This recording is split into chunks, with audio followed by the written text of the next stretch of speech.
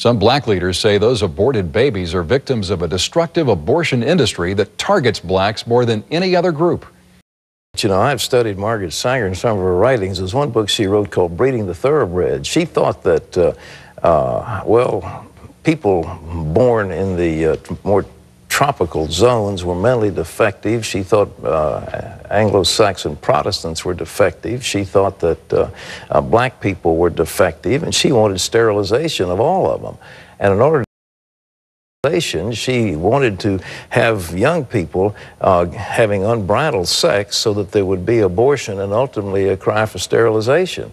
It's an amazing program. Now listen, Planned Parenthood has gotten $100 million, $50 million each from the Ford Foundation and the Rockefeller Foundation. Why do these wealthy so-called Republican organizations pay for it? Because they were alarmed by the growth of the black community and they didn't want to have to support a bunch of indigent black babies. I mean, that's the dirty little secret in there. And the government itself has been funding Planned Parenthood to the tune of much in excess of $100 million a year. And if Barry Lynn is concerned about a few people in prison praying for Jesus, he ought to be concerned about $100 million in an organization that is trying to set up black genocide.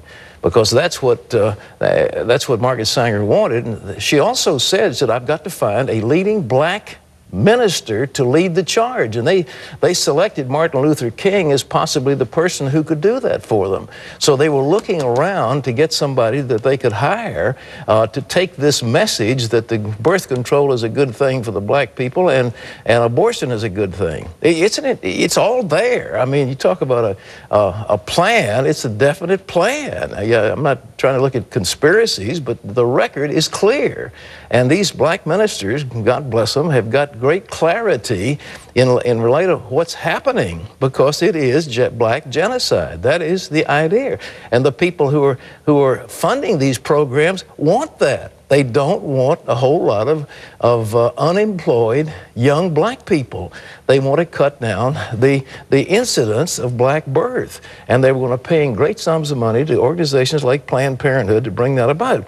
There was a big scandal a few years ago about the fact that they were setting up their abortion clinics in black neighborhoods, in the poor areas of cities.